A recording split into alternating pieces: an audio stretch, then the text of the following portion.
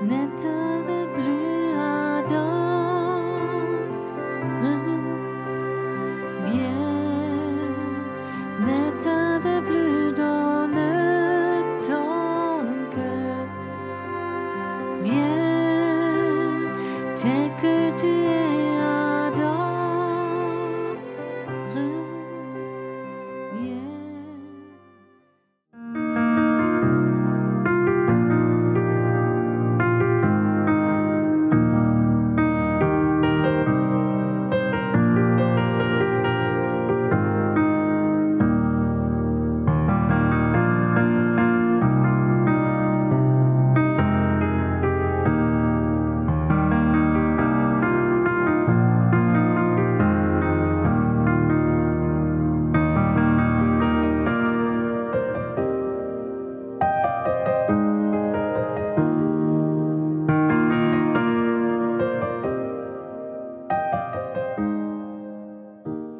Bereit?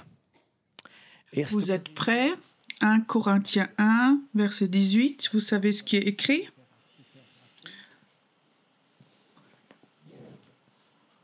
Oh. Oui, merci. 3 points. 3 points. Je vous le lis. Car la prédication de la croix est une folie pour ceux qui périssent, mais pour nous qui sommes sauvés, elle est une puissance de Dieu. La parole de Dieu est une puissance de Dieu. Paul était venu, je voulais rien savoir, dans le tremblement. Je prêchais que encore la croix, parce que c'est la plus grande puissance de l'univers. Je sais, aujourd'hui, c'est plus très moderne. Aujourd'hui, on a des évangélistes, ils disent, tu viens à Jésus, tu trouves une femme, un mari, tu vas aller bien, et tout. Tu vas aller à l'église, tu vas être aimé, viens à Jésus, il y aura de la belle louange. Mais ça n'a rien à voir avec la croix. Ce n'est pas faux, mais je crois à l'impression que la puissance de la croix n'est pas là, il n'y a pas une puissance de nouvelle naissance. Alors il y a comme ça une conversion, je veux aussi être comme les autres. Ça se peut que quelqu'un prie pour toi dans la cure d'âme et ça se passe, mais ça se peut que tu aies quelqu'un qui suit et tu sais pas ce que c'est la puissance de Dieu, tu sais pas ce que c'est la nouvelle naissance. Je ne vais pas raconter toute l'histoire de la croix, mais ce soir, j'aimerais juste parler de ce qui s'est passé à la croix. C'est le verset biblique qui m'a le plus marqué quand je me suis convertie. Il est écrit que à la croix, tes fautes ont été effacées. Les gens pensent, ok, j'ai payé toutes mes dettes à la banque. Donc, ton acte de condamnation, qu'est-ce que c'est dans les temps où c'était écrit, il y a 2000 ans, 3000 ans? Donc, cet acte de condamnation, c'était... Donc, je reconnais que j'ai des dettes. Et à cette époque-là, quand tu étais chez le banquier juif, il était très connu. Donc, ils étaient connus pour demander beaucoup d'intérêt. Et il y avait un mot spécial pour ces banquiers. Comment? Donc, c'était avec un intérêt très, très grand. Et Jésus dit qu'avec nos talents, nous devons être beaucoup demandés. Et là, il y avait beaucoup... Mais beaucoup ne pouvaient pas payer, en fait, leurs dettes. Et ceux qui ne pouvaient pas payer, le banquier venait avec l'huissier et il avait un titre. Et quand tu ne pouvais pas payer, il pouvait vendre ta maison. Et si l'argent ne suffisait pas, il pouvait vendre ta femme et tes enfants. Et il les a de nouveau vendus en tant qu'esclaves. Tu peux imaginer, tu as des dettes, tu ne peux pas les payer. Et maintenant, quelqu'un vient, vend ta maison, prend ta femme et tes enfants. Maintenant, tu sais ce que c'est des dettes dans la Bible. Est-ce qu'il y a quelque chose de pire que d'avoir un acte de condamnation? Tu sais très bien, je ne peux pas le payer, je ne peux pas rembourser. Si Jésus nous parle de cet acte de condamnation, ce sont ces fautes que tu as fait devant Dieu. Dans l'Ancien Testament, si tu ne veux pas payer tes dettes et ils ont pris tes enfants, ta maison, ils ont tout vendu, alors il y avait quelque chose dans la Bible que vous connaissez, c'est l'année de grâce du Seigneur. Tous les 50 ans, c'est-à-dire tu as été libéré, on te rend ta maison, tes enfants, ta femme, donc on te rend tout. Et alors tu es de nouveau libre de tes dettes. Tous les 50 ans. Mais imagine, si tu as fait des dettes dans l'année 2 ou 3, alors tu as sans doute plus vu tes enfants, tu es mort avant et tu n'as plus de maison. Cette dette était là et c'est quelque chose de terrible. Et il fallait attendre à l'année de grâce. Et alors Jésus est venu. Et l'année de grâce n'était plus tous les 50 ans, mais chaque fois que tu vas à la croix, tu peux imaginer, ta dette est déchirée, effacée, quand tu crois que Jésus a payé pour toi, ta dette, tout ce que tu avais comme dette devant Dieu, chaque péché que tu as fait est inscrit sur un acte de condamnation. Et il a deux grandes actions de cela. C'est dans ta conscience. Chaque personne sur la terre, aussi celui qui n'est pas croyant, aussi celui qui est athée, il a un acte de condamnation dans sa conscience. Il sait très bien ce qu'il a fait n'est pas OK. Et il a quand même un espoir, il n'y a pas de Dieu, mais cet acte de condamnation est quand même là. Ils le sentent quand même dans leur vie. Cet acte de condamnation, il a une signification. Les personnes sentent, les gens sentent ça. Et c'est pourquoi beaucoup de personnes vont chez le psychologue, chez le psychiatre, prennent des drogues, ont des problèmes d'alcool. Ils savent, ils ont des dettes. Un jour, ils vont rencontrer un Dieu qu'ils ne connaissent pas. Et alors, cette dette, cet acte de condamnation va être là. Qu'est-ce qui va se passer avec ta vie? Quand on est jeune comme ça, on peut le mettre de côté. Et plus tu es vieux, plus ça vient à la lumière. Et c'est aussi pourquoi beaucoup de personnes âgées sont paniquées par la mort et prennent de l'alcool et des médicaments, des drogues. Qu'est-ce que ça doit être comme sentiment quand tu comprends que ton acte de condamnation a été déchiré? Et la deuxième action, la deuxième conséquence, c'est dans le monde invisible. Dans le monde invisible, il y a un esprit, comme ça, un acte de condamnation au-dessus de toi. Et les démons voient cela. Ils le voient. Ici, il y a une personne, il y a un acte de condamnation. Et cet acte de condamnation est une porte ouverte pour les puissances démoniaques. Et le jour où il est déchiré, les démons ont perdu la porte. Donc, leur droit est enlevé. Et donc, ta conscience va bien. Et cette séparation avec Dieu, cette fausse, est enlevée. Tu as une communion avec Dieu.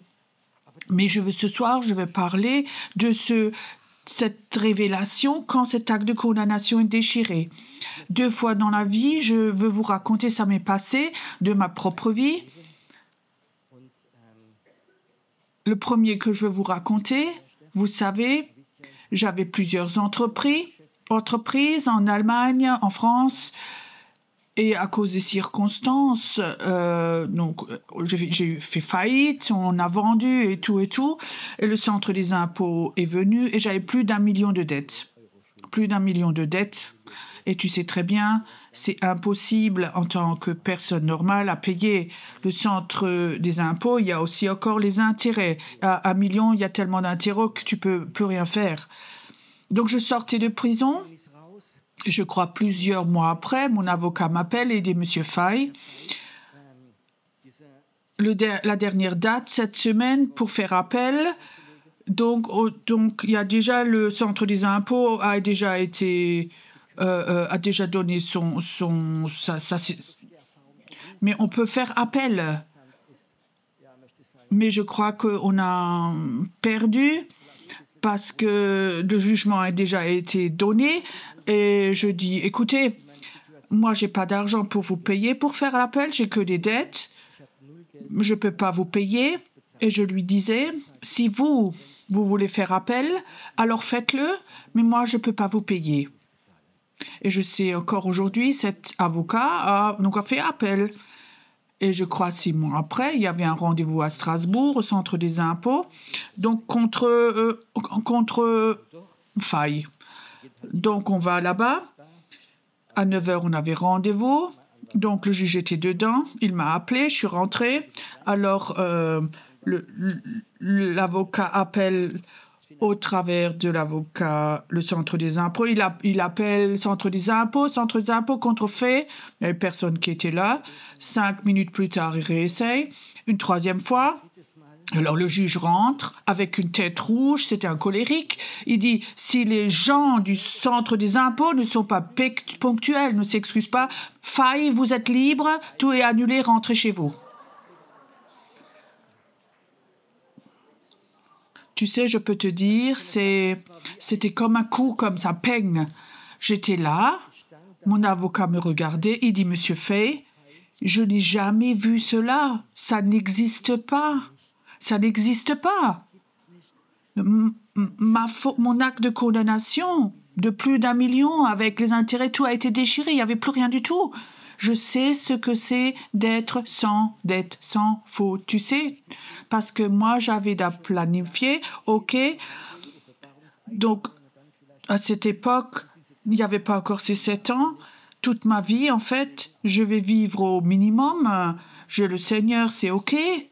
Mais après, cet acte de condamnation a été déchiré, c'est un miracle, c'était enlevé. Je sais ce que c'est quand tout d'un coup, cette pensée, comment est-ce qu'on peut survivre avec le minimum.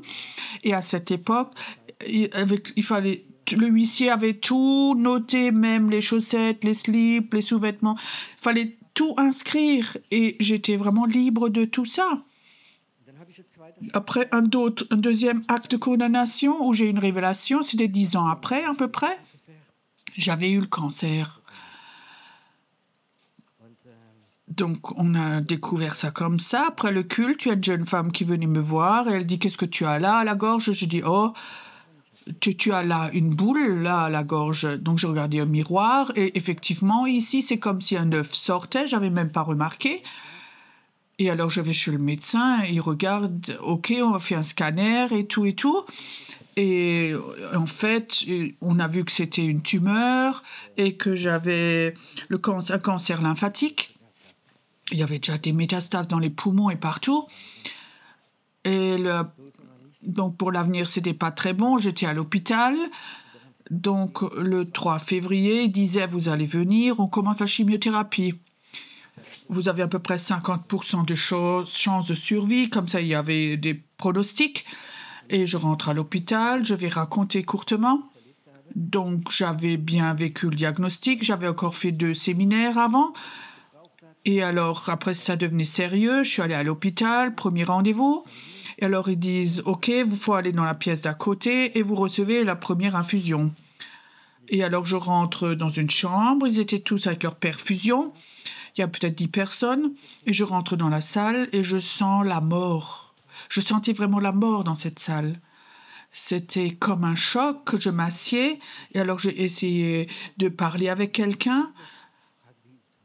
Alors ils m'ont même pas regardé, ils étaient tous comme ça, comme dans un tunnel, ils regardaient vers le bas, et quelque part je sentais la mort, et je savais quelque part, c'est pas ma place ici, c'est la chambre de la mort ici. Et pour moi, je suis sortie alors, je suis allée aux toilettes, et alors quelque part je me suis effondrée là, j'ai craqué, et je savais, je suis là dans cette chambre de mort, avec ces gens, et j'étais là dans ces toilettes, et Dieu m'a juste parlé que quelques mots. Il dit, Pierrot, tu te rappelles ce que je t'ai dit tout au début, ce que je t'ai dit au premier culte où tu as prêché?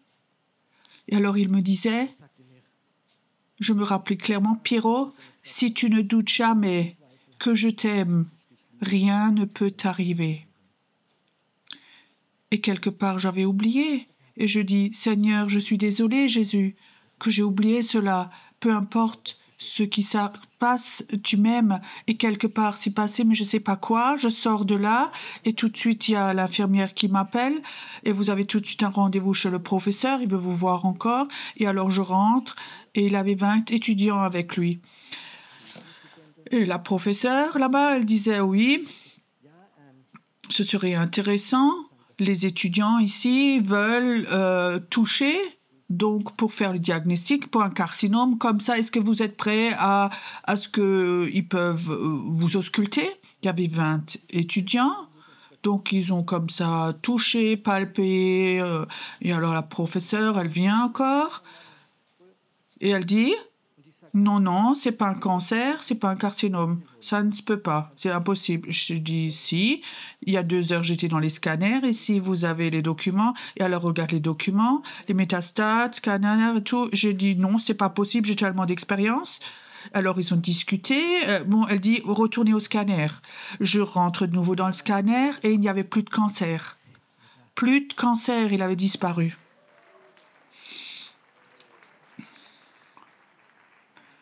Je sais pas si tu peux imaginer ce qui se passe dans la tête de quelqu'un, pas quand il reçoit le diagnose, mais vous avez pas le cancer, plus de cancer.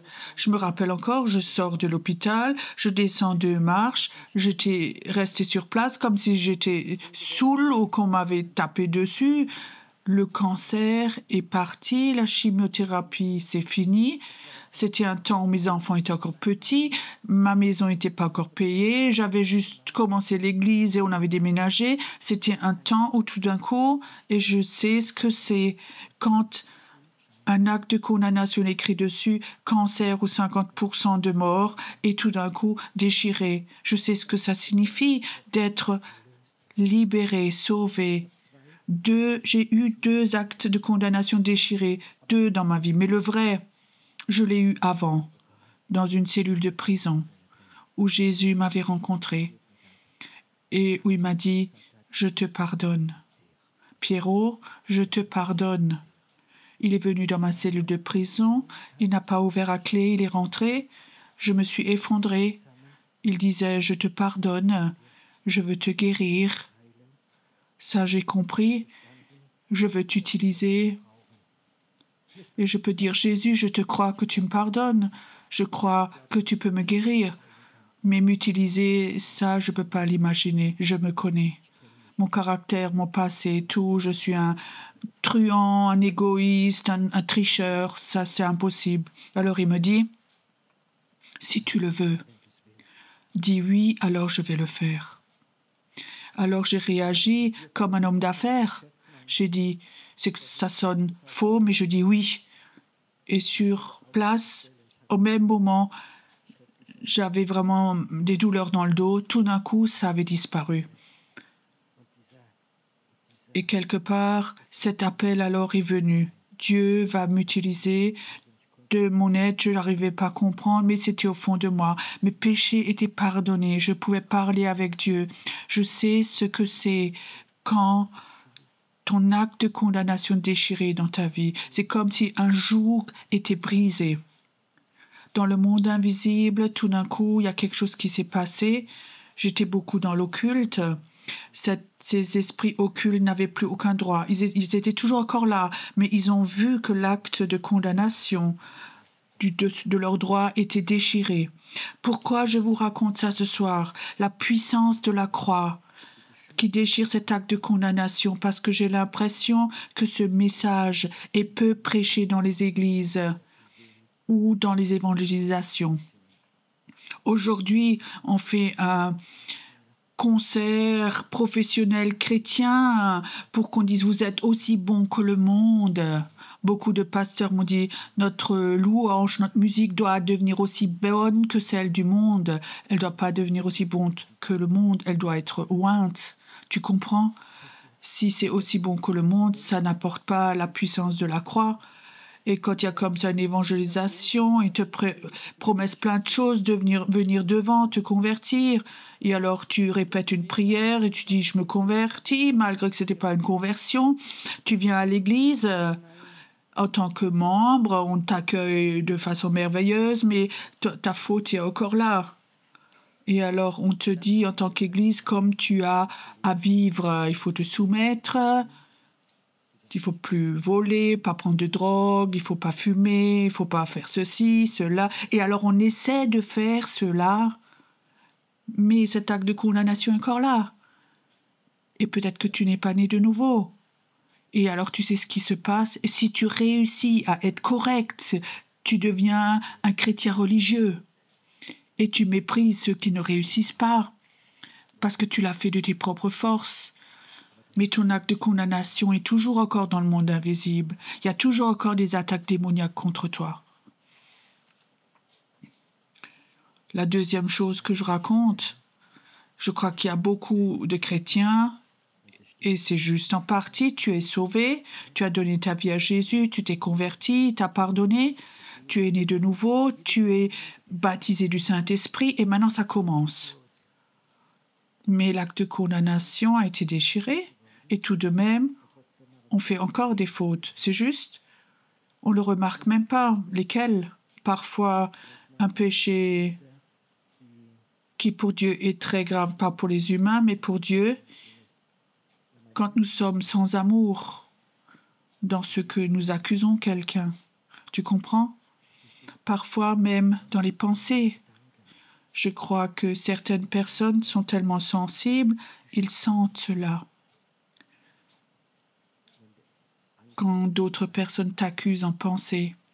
Alors peut-être tu vas à l'église, quelqu'un te prend dans les bras, je t'aime avec l'amour de Jésus, mais tu sens, c'est une belle phrase, mais dans son cœur, il n'a pas d'amour pour toi. Et ça, ils le sentent. Et alors, il vient dans une église, il y a beaucoup de religiosité, on essaie d'être gentil, avec des principes et plein de choses, mais la puissance de l'Évangile a été perdue.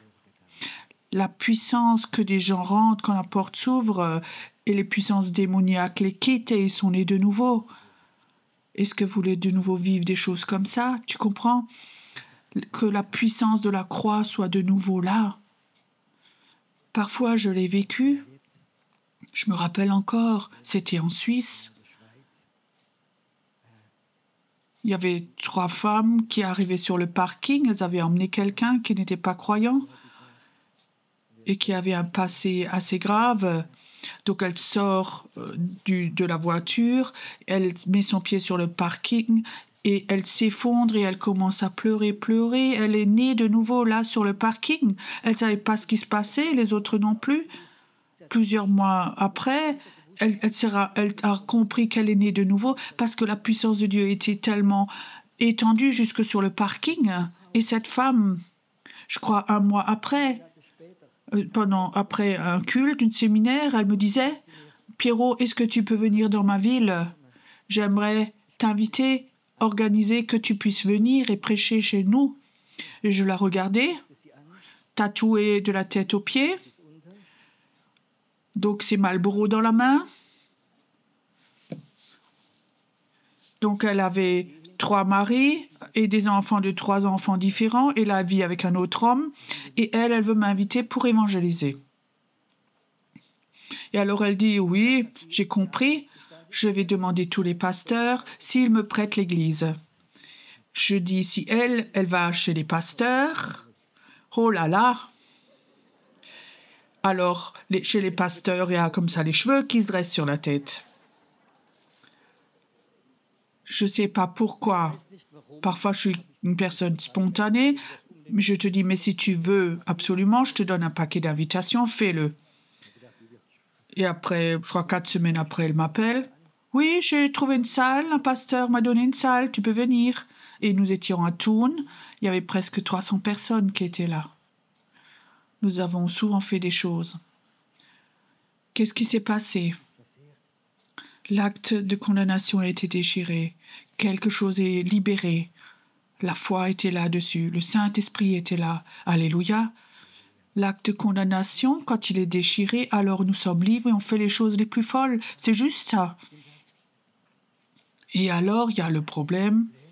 Nous sommes enseignés à être des chrétiens gentils, alpha court, bêta court et plein de choses. Alors on sait tout, on est devenu très religieux.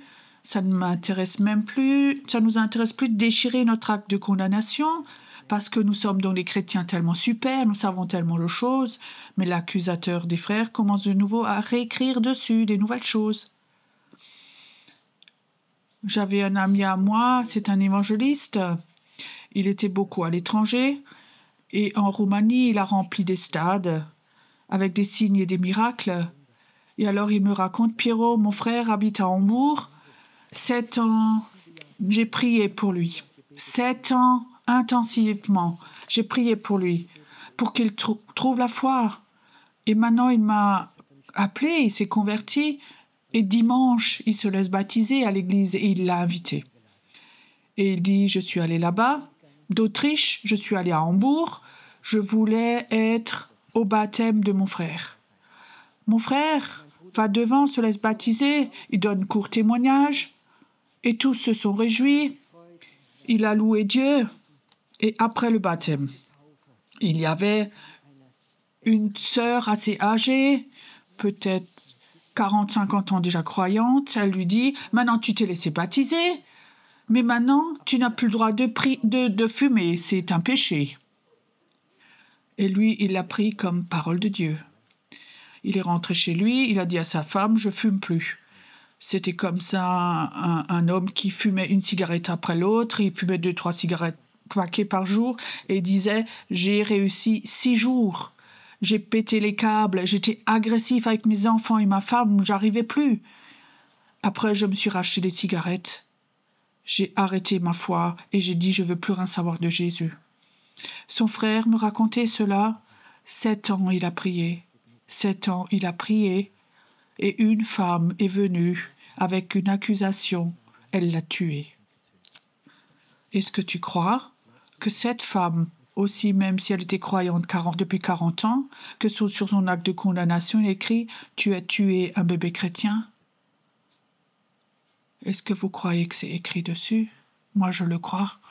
Et je peux te dire, cette femme avait sans doute pas une mauvaise conscience, elle l'a fait au nom du Seigneur.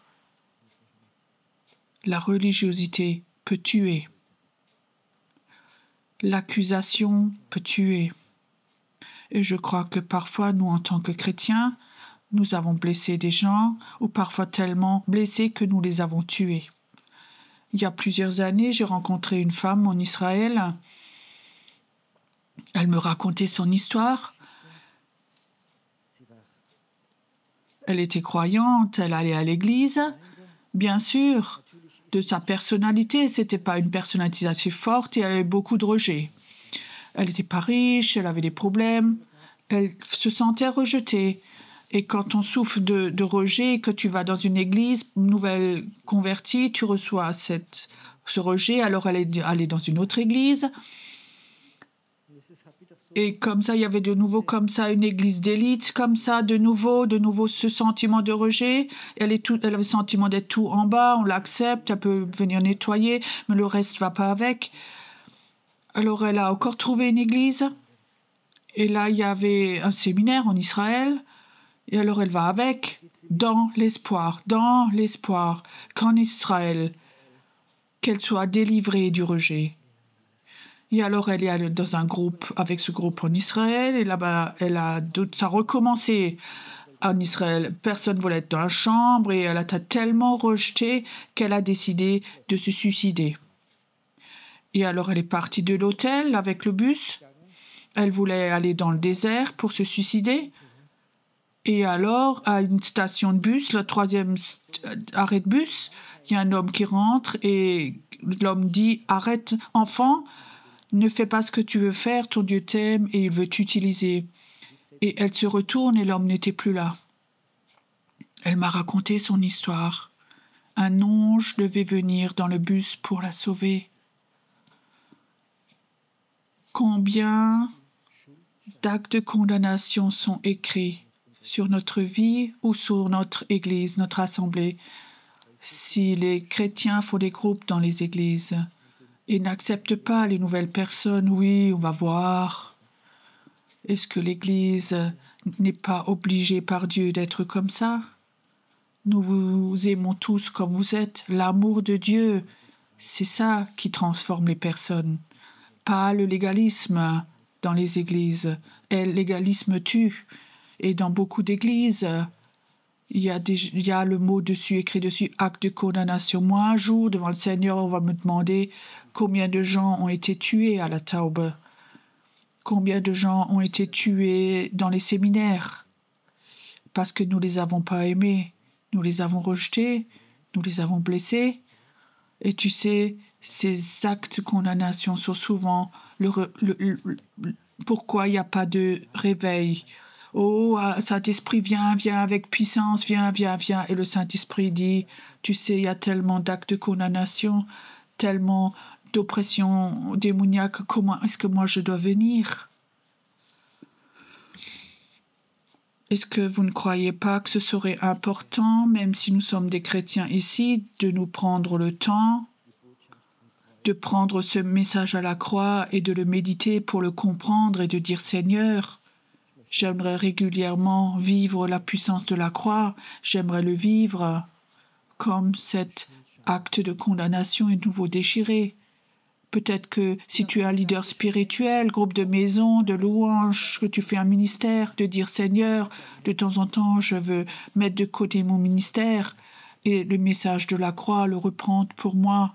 Je veux de nouveau le lire. Je veux de nouveau revenir à la croix où Jésus, toi, tu as donné ta vie pour moi, pour mes fautes et pour déchirer cet acte de condamnation. De me repentir, de recevoir le pardon, de recevoir le salut. Nous sommes les sauvés du Seigneur si nous déchirons cet acte de condamnation. Je crois aussi que le sang des gens innocents, dit la Bible, crie jusque dans le ciel. Si Dieu nous demandait ce sang qui a été déversé, qu'est-ce que nous avons fait avec ce sang? Ce que je prêche ce soir, j'en ai jamais prêché. Mais ce soir, j'ai cette impression que cette puissance de la croix, ce soir, veut se manifester. Ça doit être un moment ce soir, ici dans la salle, où le Saint-Esprit va venir chez toi et va dire « Je veux amener ton acte de condamnation à la croix et que tu rentres chez toi et que tu sortes d'ici et que ton acte de condamnation soit déchiré, que tu vives de nouveau ce que c'est d'être sauvé, libéré, ou toi qui écoutes maintenant sur YouTube ou à la maison, tu peux vivre, toi qui peut-être es déçu des chrétiens, ton acte de condamnation de tes fautes est déchiré et l'accusation te quitte. Beaucoup de chrétiens viennent à la prière, ils sont malades. Les autres veulent une parole de connaissance, de guérison, une parole prophétique et beaucoup de choses. Est-ce que ce serait pas mieux parfois, avant de prendre la prière pour la guérison, une parole prophétique, de dire « Je veux tout d'abord regarder s'il y a quelque chose sur mon acte de condamnation ». Ou toi, Saint-Esprit, tu peux me montrer, est-ce qu'il y a écrit quelque chose dessus? Ce soir, je voudrais le déchirer. J'aimerais que ce soir, que la puissance de la croix soit de nouveau active dans ma vie. Je veux de nouveau vivre dans ma vie, que quand je raconte aux gens ce que c'est d'être sauvé, que c'est pas seulement des mots, mais que c'est quelque chose dans l'esprit qui sort. Et que les gens voient, lui, il est sauvé. Il a quelque chose que moi, j'ai pas. Nous devons arrêter avec des méthodes pour convertir les gens, mais de nouveau continuer à libérer la puissance de la croix. Dans l'esprit, ce soir, cette croix est là. Et l'action est toujours encore aussi puissante qu'il y a 2000 ans. Et ce soir, ça peut agir que dans ta conscience, tu sais, toute condamnation est effacée, toute accusation est enlevée, toute accusation est effacée dans le monde démoniaque, et tes cauchemars s'arrêtent, tes oppressions vont s'arrêter, et tes dépressions vont s'arrêter. Et peut-être que des maladies vont te quitter parce que ton acte de condamnation est déchiré. Il y a plusieurs années, j'étais nouveau converti. Nous avions un groupe de maisons chez nous et nous étions dans un immeuble. Il y avait un homme qui habitait là. Sa femme était décédée. Il avait peut-être 70 ans. Il avait un problème avec l'alcool. Et depuis que son épouse était décédée, il buvait encore plus et était malade. Et j'avais l'impression, il faut une fois que je l'accoste, et je lui ai parlé. Et alors, il a vraiment grondé avec moi plein de choses. Et Dieu, le monde et Jésus est plein. Et alors, j'ai laissé. J'étais déçue. 14 jours après, 2 semaines après, il était en bas sur son balcon, je le vois. Et le Seigneur me dit, va. Et je dis, Seigneur, tu sais donc comment il a réagi. Dans la Palatina, 40 ans, il avait un bistrot. Et Dieu m'avait donné une parole. Va vers lui et demande-le s'il connaît l'histoire. Donc celui qui est mort à la croix et des 2 hommes, un à droite, un à gauche. L'un a condamné, méprisé Jésus. Et l'autre a dit, Jésus, quand tu montes en haut, pense à moi. Et Jésus disait, aujourd'hui encore, tu seras avec moi. Raconte-lui cette histoire. Et je pensais, mais comment est-ce que lui peut connaître ça? Alors je vais le voir. Je dis, allô? Il me dit, il me regarde, allô? Et je dis, j'ai juste une question, tu connais l'histoire? Jésus à la croix et les 2 hommes, un à droite, à gauche. Il me dit, oui. Je me rappelle de l'école du dimanche. Et il me dit, je lui dis, tu peux un des 2. Tu peux dire, non, ça ne m'intéresse pas, et gronder. Ou tu peux dire, Jésus, oui, j'ai besoin de toi. Cette petite histoire l'a touché. Et alors, il est venu dans le groupe de maison, je me rappelle encore, et il disait, je veux être le 2e, je veux être celui qui dit, Jésus, aide-moi. Alors, nous avons prié avec lui dans le groupe de maison, il est né de nouveau, et on voyait que quelque chose s'était passé. C'était pas juste comme ça, quelque chose s'est passé, alors il fait quelque chose qui nous a tous surpris.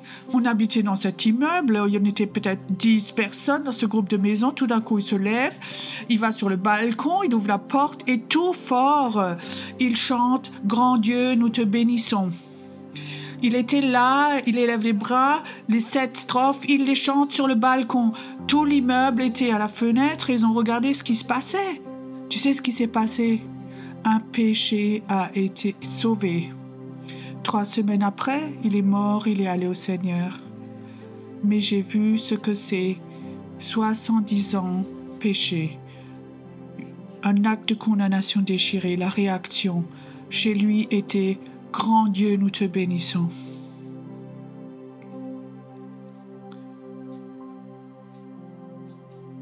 Ce que cet homme a vécu, est-ce que tu peux ce soir tout de même le vivre?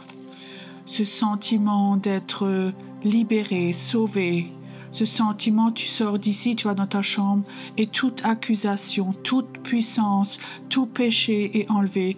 Aussi ceux qui te collent, ou peut-être il y a 20 ans que tu as avorté, ou tu as trompé ton mari, ou tu as volé quelqu'un, ou tu as blessé quelqu'un, ou tu n'as pas agi avec droit, et ces choses sont toujours encore dans ta conscience sur ton acte de condamnation. Ce soir, ça peut s'enlever.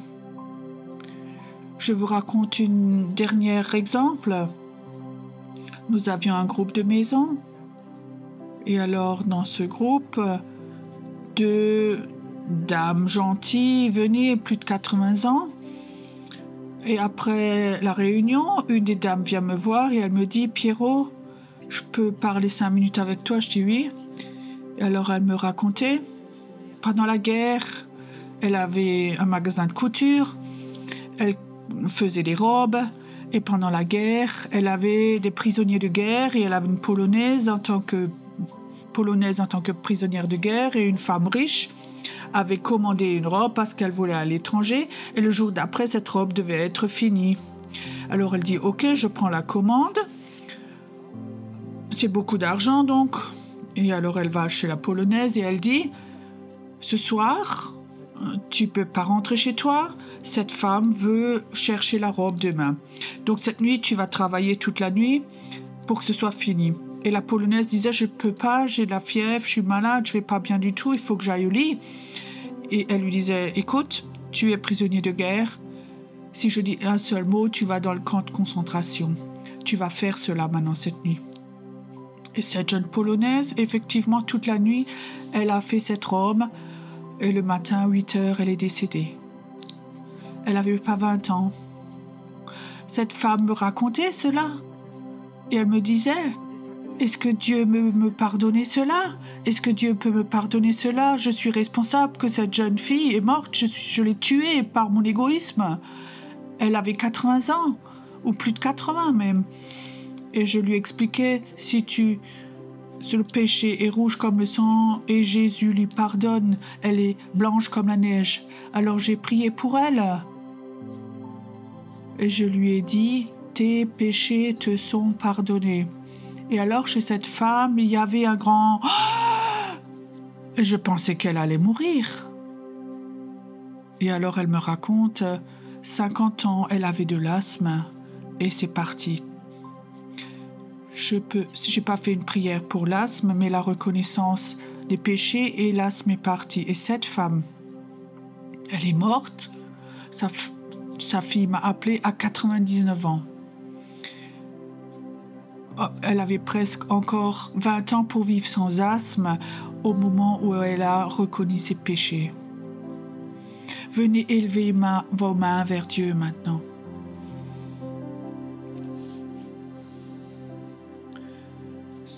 Élever les mains signifie parfois « Seigneur, je suis là. J'ai besoin de la puissance de la croix.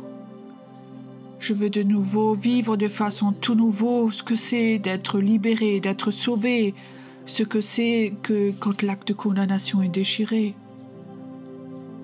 Ou même, la Bible dit s'il n'y a qu'un seul péché écrit dessus, c'est un morceau de séparation avec Dieu. Merci Saint-Esprit que tu es là. Nous n'avons pas besoin de nous promener avec une accusation. Seigneur, nous ne voulons pas non plus que dans le monde invisible, il y a des droits de puissance démoniaque sur notre vie, notre famille, au-dessus de l'Église. J'aimerais que vivre la puissance de la croix. J'aimerais être un porteur de cette puissance. J'aimerais que le salut soit très fort sur moi, posé sur moi. Aussi toi, chez toi, à la maison, tu dois le vivre cela. J'aimerais dire une courte prière. Si tu le crois, répète-le. Seigneur Jésus, je crois que toi à la croix, par ta mort, par ton sang, que tu me pardonnes mes péchés et mon acte de condamnation, que tu le déchires maintenant. J'aimerais que chaque péché, aussi ceux qui sont encore cachés, aussi ceux que j'ai oubliés, j'aimerais qu'ils viennent à la lumière pour qu'ils soient visibles sur cet acte de condamnation et que maintenant, que mon acte de condamnation soit déchiré en ton nom. Maintenant.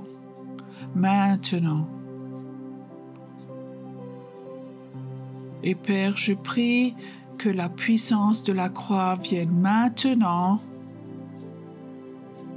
que tout soit effacé, aussi dans notre conscience, aussi dans ce que nous avons oublié. Seigneur, j'aimerais que tout soit effacé. Seigneur, c'est un signe d'amour que toi, tu es mort pour nous. Et cet amour nous donne la puissance de nous transformer, de vivre une vie dans la liberté, de vivre. Et maintenant, j'aimerais te dire les paroles que je dis pas avec... Je te dis, toi qui crois, toi qui as répété les paroles, tes péchés te sont pardonnés. Tes péchés te sont pardonnés. Aussi ce que personne ne connaît, aussi que tu n'as pas reconnu, tes péchés te sont pardonnés. Et la paix du plus haut est posée sur toi maintenant. Maintenant. Viens, inspire profondément, profondément. Sens dans ton corps comme des choses te quittent.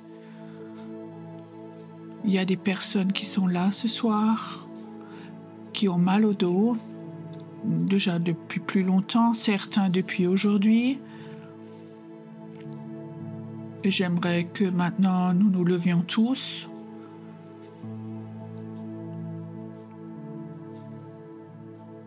Je vois, comme chez certaines personnes, tes douleurs de dos t'ont quitté. Tes douleurs t'ont quitté. Tu peux bouger, tu peux tester. Il y a quelqu'un qui est là. Je peux mal expliquer, mais tu as des douleurs. Tu avais des douleurs sous les ongles. C'est comme si des aiguilles étaient dedans. Ta douleur te quitte maintenant. Quitte tes ongles maintenant. Et j'aimerais que tous ceux qui sont là et disent « Mes douleurs de dos sont parties », il y a quelque chose qui est parti, qui m'a quitté. Élevez vos mains vers Dieu et dites remercier Dieu pour cela, de dire « Oui Seigneur, comme signe de remerciement, ça part maintenant. Ça doit pas revenir. Ça doit pas revenir. » Il y a quelqu'un qui est là, tu as une pression derrière tes yeux, c'est comme des douleurs de tête, mais ces douleurs, c'est une pression derrière les yeux. Ça part maintenant, non, ça te quitte maintenant, cette pression derrière les yeux qui te quitte maintenant. Il y a quelqu'un depuis 2 semaines, tu ne pouvais plus sentir les odeurs. C'est comme si au niveau du nez, tu n'avais plus d'odorat. Je vois maintenant comme Dieu te touche et Dieu rend quelque chose. Il te guérit maintenant. Tu vas de nouveau sentir l'odorat ou le goût. Ça revient de nouveau maintenant. Inspire simplement profondément. Je vois des personnes qui les derniers temps ont vécu des oppressions démoniaques. Il y a quelqu'un qui est là. Tu avais tellement de problèmes à pardonner à ta belle-mère, elle t'a tellement fait de pression spirituelle, je vois que cette pression s'enlève, ça t'intéresse même plus. Tu es sauvé, cette pression n'est plus là. Ça, c'est la puissance de la croix. Je vois quelqu'un maintenant dans l'esprit, c'est comme si ta jambe droite vibrait un peu. Tu as des problèmes avec ton nerf sciatique, je crois. Je vois comme ta jambe, ton bassin revient en ordre maintenant. C'est comme si ta jambe bougeait un peu, tirait un peu. C'est qui la personne? Lève voir là ta main. Reçois maintenant. Reçois. Que maintenant la guérison vienne dans tout ton corps. Et que tout stress te quitte. Tu n'as pas besoin de faire quelque chose. Dieu t'appelle dans la prière où tu ne peux rien faire. Tu vas appeler, proclamer dans le monde invisible et tu vas vivre des miracles, dit le Seigneur. Il y a un autre niveau de prière qui va venir sur toi. Tu vas moins prier plus courtement, tu vas appeler les choses, dit le Seigneur, parce que tu appartiens au sauvé du Seigneur. Il y a plusieurs personnes ce soir, dans tes pieds, je ne sais pas comment on dit, c'est des pieds plats, et tu as des douleurs souvent dans les os le soir, dans tes pieds. J'aimerais que ceux qui ont des douleurs dans leurs pieds, venez vite devant. Venez vite devant. Il y a plusieurs personnes qui sont là, dans leurs pieds. Je ne suis pas un docteur, je ne fais pas de diagnostic non plus.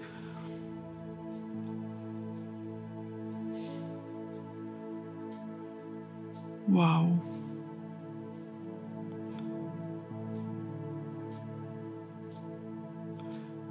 Vous avez tous des problèmes avec le pied? Waouh!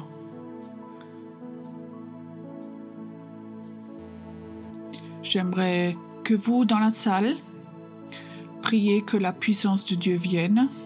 Ce soir, certains vont vivre que ton pied plat, les os vont bouger. Ça va revenir en ordre, ça va être restauré. Tous étaient coincés, les nerfs étaient coincés, ça va revenir en ordre. Père, je prie autorité sur les os ce soir, les os dans tes pieds. Père, tu as dit dans ta parole, bénis soient les pieds de ceux qui apportent l'évangile. Et je prie maintenant une autorité pour ces pieds. Maintenant, et Seigneur, tu vois, je ne peux pas prier pour chacun individuellement, mais je prie que la puissance de Dieu vienne maintenant. Que tes sauvés vivent les miracles. Que ce soir, ils peuvent marcher et que leur douleur soit partie. Reçois. Si tu es là et tu sens que quelque chose est dans tes pieds, que ça chatouille, monte sur la pointe de tes pieds, il y a quelque chose qui se passe maintenant dans tes pieds, il y a quelque chose qui agit. Je vois comme je prends autorité sur chaque os, je prends autorité sur chaque os, sur chaque os. Je prends autorité maintenant.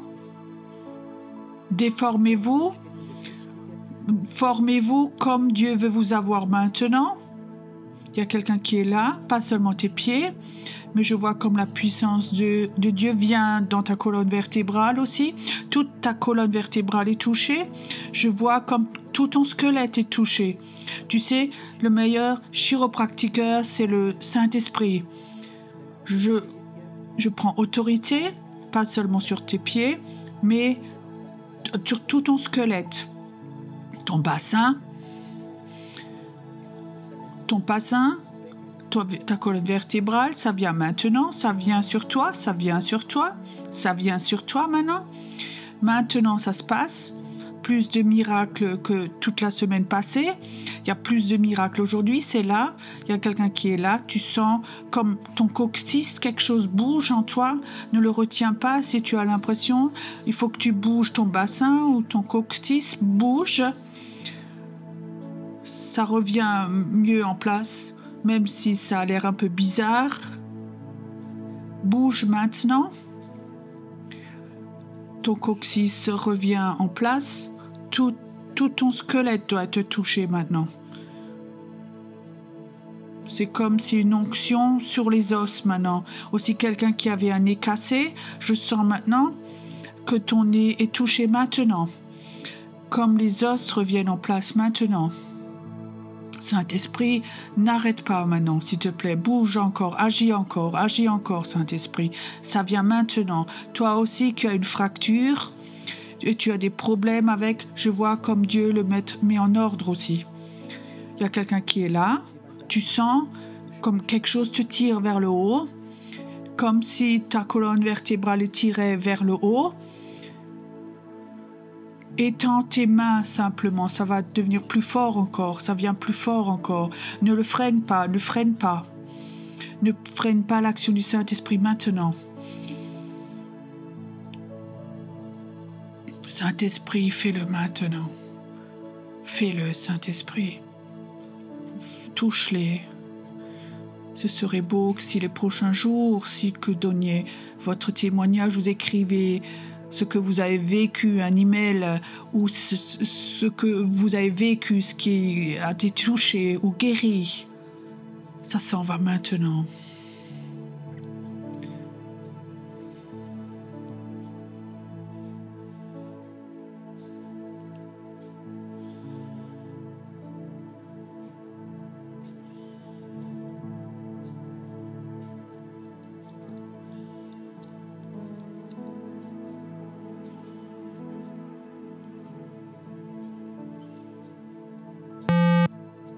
Il y a quelqu'un qui est là. Tu as comme ça des boules dans la gorge. Mets ta main dessus sur ta gorge si c'est toi, dans le domaine de la gorge, au niveau de la gorge. Dieu veut faire quelque chose. Il veut dissoudre ces boules que tu as dans la gorge. Père, ce frère a besoin d'un miracle. Donne-lui ce miracle. Ce soir. Les anges de Dieu sont là. Et que ça se passe maintenant. Agis maintenant, ça vient maintenant au nom de Jésus. C'est là, c'est là.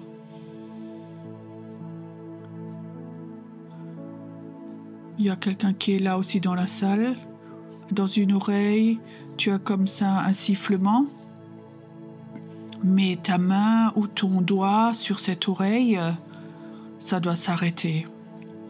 Ce sifflement dans ton oreille doit s'arrêter au nom de Jésus, au nom de Jésus, ça doit s'arrêter au nom de Jésus. La puissance de la croix et la puissance de Dieu. La puissance de la croix, c'est la puissance de Dieu. Tu es un Dieu merveilleux. Nous allons encore chanter ce chant. Tu es le Dieu qui me guérit, tu es Yahvé Rapha. Et s'il y a que des gens dans la salle qui ont cet appel de travailler dans l'onction de guérison et tu as ce désir de venir devant, viens prier devant. Pas une longue prière, mais laisse couler simplement. Du bist der Gott, der mich hat. Du bist Jahwe Rapha. Durch dein Wort hast du mich geheilt. Ja, du bist der Herr meiner Hand. Du bist der Gott, der mich heilt. Du bist Jahwe Rapha. Oh. Durch dein Wort hast du mich geheilt. Ja, du bist der Herr meiner Hand. Du bist der Gott, der mich heilt. Du bist Jahwe Rapha. Durch dein Wort hast du mich geheilt. Ja, du bist der Herr meiner Hand. Du bist der Gott, der mich heilt. Du bist Jahwe Rapha. Durch dein Wort hast du mich geheilt. Ja, du bist der Herr meiner Hand. Du bist der Gott, der mich heilt.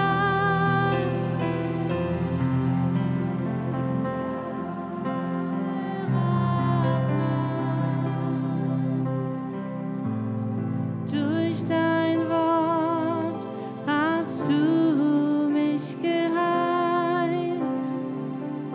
Ja, Ja, du bist der Herr, mein Haus. Ja, du bist der Herr, mein Haus.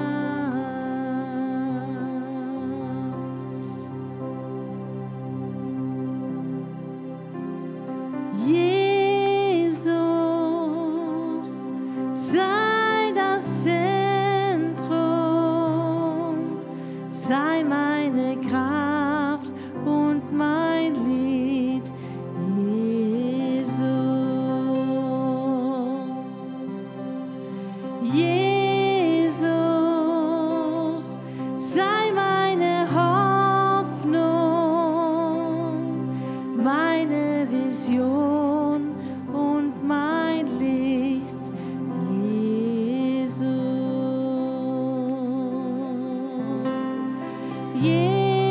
Jesus, sei meine Hoffnung, meine Vision und mein Licht, Jesus. Sei das Feuer tief in mir, sei der Wind, der mich führt, sei mein Leben und mein Ziel, Jesus,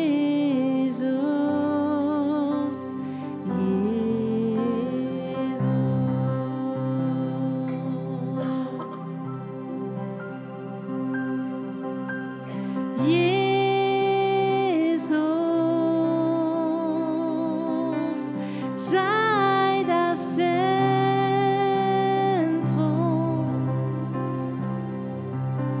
sei meine Kraft und mein Lied, Jesus.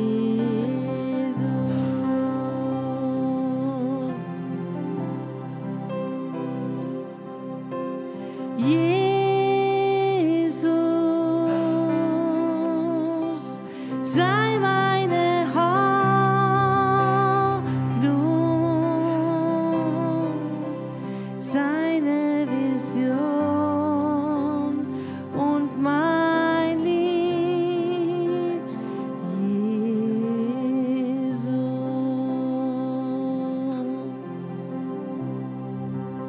Du bist das Feuer tief in mir, du bist der Wind, der mich führt, du bist mein Leben und mein Ziel, Jesus,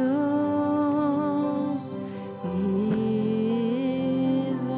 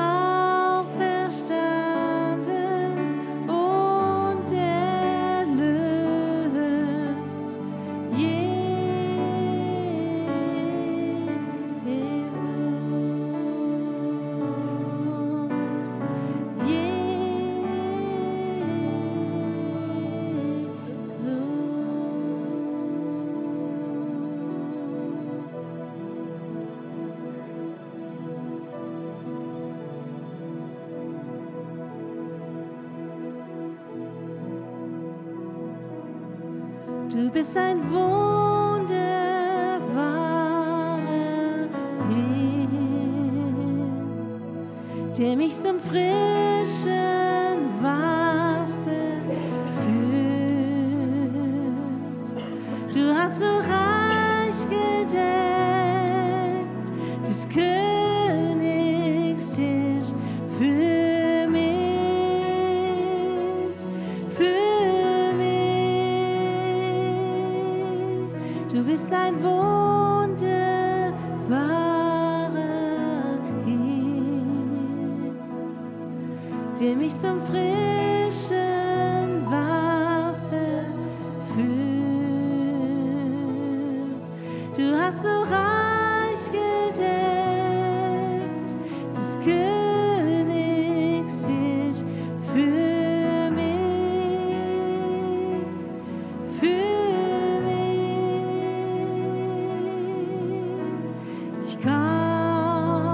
Ich komm an deinen Tisch. Ich komm und ich bin gewiss, du bist mein wunderbarer Herr.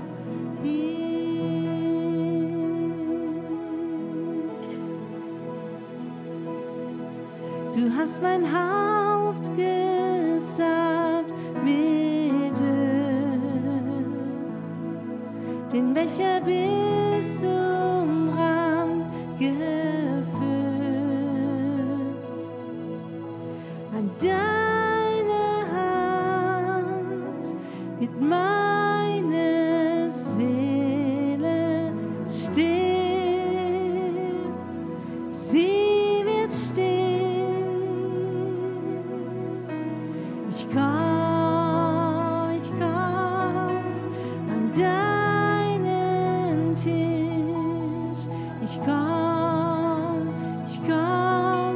denn ich bin gewiss, du bist mein wunderbarer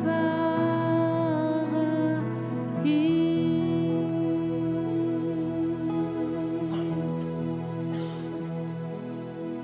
Du hast mein Haupt gesalbt mit Öl,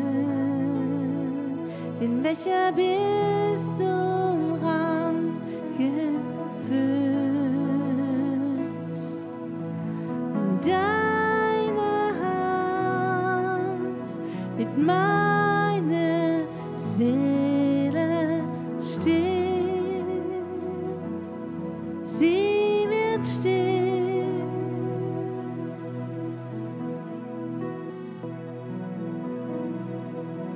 Du bist mein Stecken und mein Stab. Und wandre ich im Todestal, fürchte ich kein Unheil mehr, denn du bist hier bei mir, bei mir. Ich komm an deinen Tisch. Ich komm, denn ich bin gewiss, du bist mein wunderbarer Herr.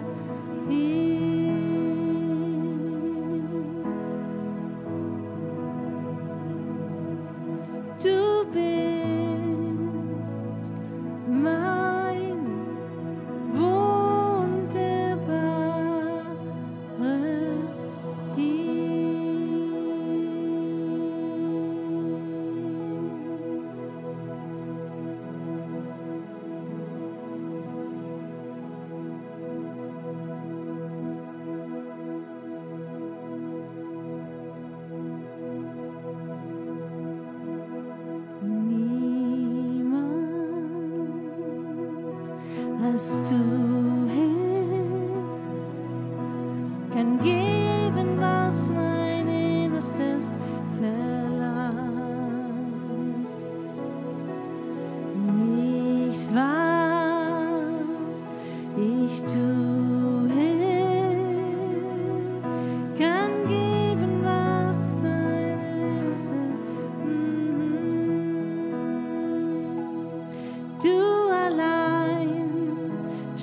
erfüllst meine tiefste Sehnsucht. Du allein hauchst neues Leben ein. Du allein erfüllst mein Herz mit Freude. Du allein bist meines Herzens Schrein. Niemand als du, Herr, kann geben, was mein Innerstes vermisst. Nichts, was ich tue, Herr, ersetzt, was du durch deine Liebe gibst. Du allein stillst meine tiefste Sehnsucht. Du allein hauchst neues Leben ein. Du allein erfüllst mein Herz mit Freude. Du allein hörst meines Herzens Schrei. Du allein stillst meine tiefste Sehnsucht. Du allein hauchst neues Leben ein. Du allein erfüllst mein Herz mit Freude. Du allein bist meines Herzens Schrein. Ja, du allein bist meines Herzens Schrein.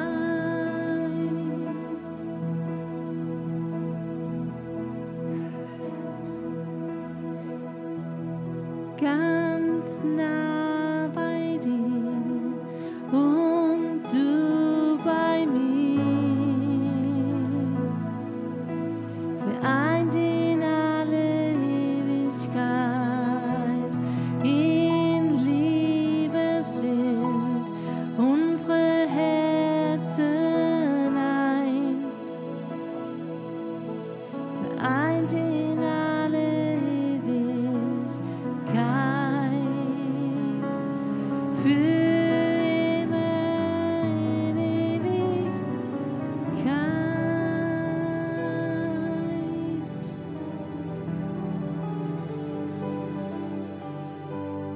Ganz nah bei dir und du bei mir, vereint in alle Ewigkeit.